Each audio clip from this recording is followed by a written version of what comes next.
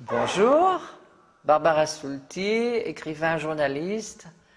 Soyez les bienvenus. Entrez.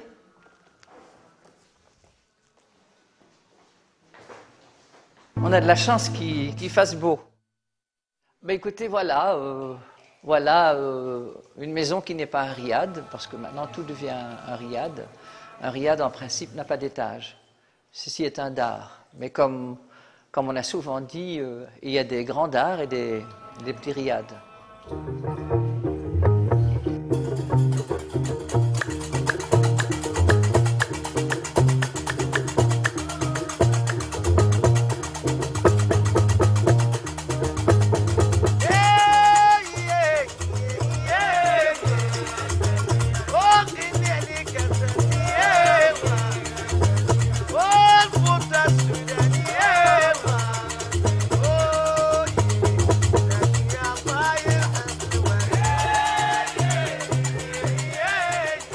On l'a trouvée, elle était pas dans un mauvais état, mais esthétiquement, c'était très grave.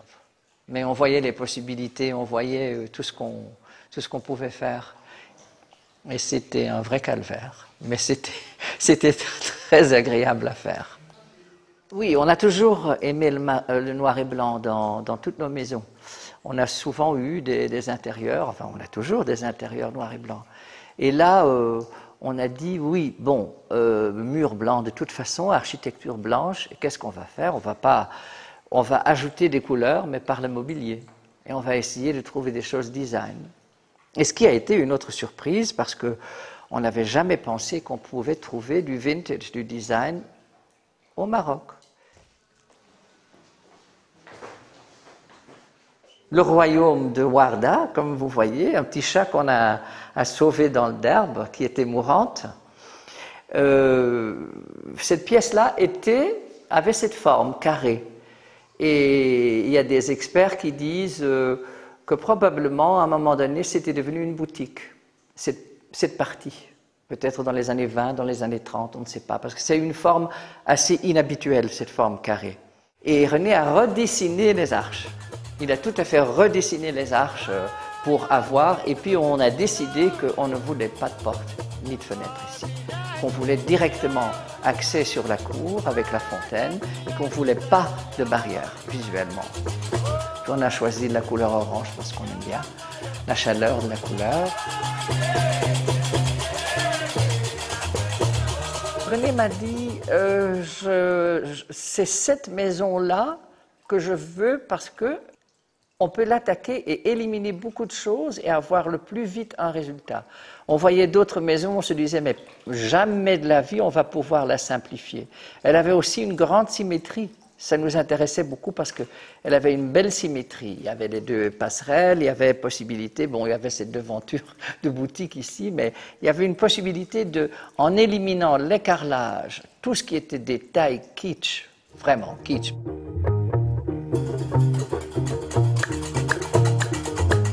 Et naturellement, après l'enchantement, c'était les grands travaux. Là, il fallait faire face qu'après le coup de foudre, il fallait faire du lifting. Et arranger un peu la maison. Mais ça, c'était le début de notre love story avec le Maroc. Nous sommes entourés de familles marocaines. Je n'ai pas de voisins directs européens. Les gens sont gentils. On a trouvé surtout que les enfants étaient très gentils. Les enfants qui vous demandent un petit bisou dans la rue, ça se fait presque plus. L'arbre bleu est une création de René. Il a toujours voulu une sculpture. Il a dit, je ne sais pas ce que je vais faire. Alors un jour, on est passé avenue Mohamed V. Ils étaient en train d'abattre des arbres. Et on a acheté. Et on a emmené ici. Alors voilà, la sculpture elle était faite. C'est le vrai bleu majorel. Et ce qui est assez étonnant, c'est qu'on l'achète ici. C'est ça qui est merveilleux. On va dans le magasin, on dit « Donnez-moi du bleu majorel ». Alors il ne faut plus mélanger, il ne faut plus chercher. Allez, du bleu majorel au kilo. Et voilà.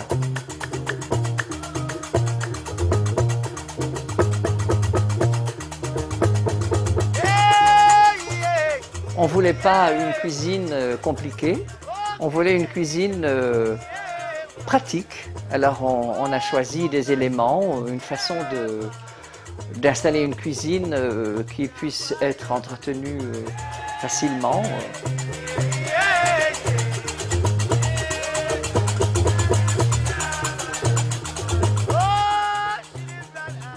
Une lampe italienne des années 60 sur un meuble en laque blanche des années 60 aussi qu'on a trouvé ici. Finalement, on ne se plaint pas, hein. On trouve des choses intéressantes.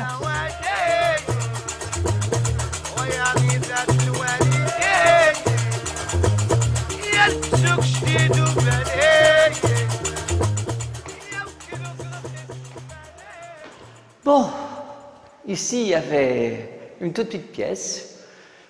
La maison a été habitée par une famille de 15 personnes. Il y a un vieux monsieur qui était ici sur un matelas, couché avec un brasero, dans une toute petite pièce. Alors René a ouvert ça, mais il a quand même gardé cette partie parce que à Marrakech, quand même, les hivers peuvent être assez rudes, il peut faire froid. Alors il a construit cette grande cheminée, toute intime, bien chaude, et surtout une grande cheminée dans laquelle on peut faire un feu de bois, ce qui n'est pas du tout dans la tradition marocaine de faire des cheminées. Mais bon, le premier à avoir fait ça, c'est le décorateur américain Bill Willis, qui vit ici à Marrakech et qui a construit des cheminées dans ses premières architectures, dans ses premières réalisations, et qui a sorti aussi, qui est mondialement connu pour avoir sorti le tas de lac du hammam. Et maintenant, tout le monde, enfin beaucoup de gens ont du tas de lac dans la maison. Pas ici, naturellement. Alors voilà. Maintenant, ça me fait toujours un peu penser à un bateau, on dirait une passerelle de bateau. Ici, il n'y avait pas une chambre à coucher, il y avait un salon, il y avait beaucoup d'enfants et tout ça. C'était assez impressionnant de voir tout ce monde qui vivait, mais en grande harmonie de toute façon, hein. Toute la famille, toute une famille qui vivait ici. Très convivial, très agréable, mais enfin, je veux dire, quand même 15 personnes dans une maison, c'est beaucoup, hein. Leur salon, nous on a décidé que ce serait notre chambre à coucher. Et comme les proportions à Marrakech, c'est toujours des chambres très très hautes, mais très très étroites, René a décidé qu'on aurait chacun notre lit à baldaquin. On se dit bonsoir et bonjour. C'est très très agréable. Et surtout que les pièces sont fraîches et insonorisé aussi parce qu'on a fait capitonner tous les volets. Et j'avais dit à René, si je suis dans mon lit, parce que moi je vais coucher ici, je veux pas voir la salle de bain. Je veux avoir une salle de bain, mais je ne veux pas voir aucun élément. Et là, il m'a construit une architecture avec 2 murs, c'est comme un truc de théâtre, avec la douche arrondie au milieu pour que je ne vois pas ce qui se passe à l'intérieur. Alors finalement, tout est derrière les parois. Tout est caché.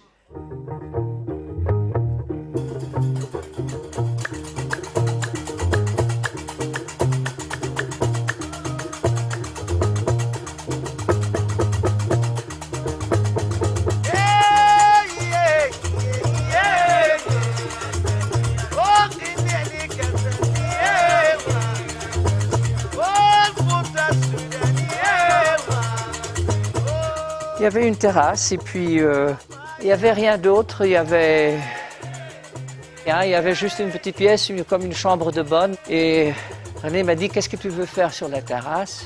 Et je dis, mais moi je voudrais avoir une grande mensa pour pouvoir s'asseoir le soir avec un verre. 2 cactus. Et une couleur ensoleillée. Je veux qu'il y ait du soleil toujours dans cette mensa. Mais pas le vrai soleil, mais on va créer un soleil artificiel. Alors il a choisi cette couleur et puis je trouve ça très, très réussi, très agréable. On a été très amis avec Madeleine Castin, hein, la grande dame de la décoration. C'est une icône en France de la décoration. Quand Madeleine est décédée, sa maison, qui était aussi une icône de la décoration du XXe siècle, le manoir de Lèves, est restée vide.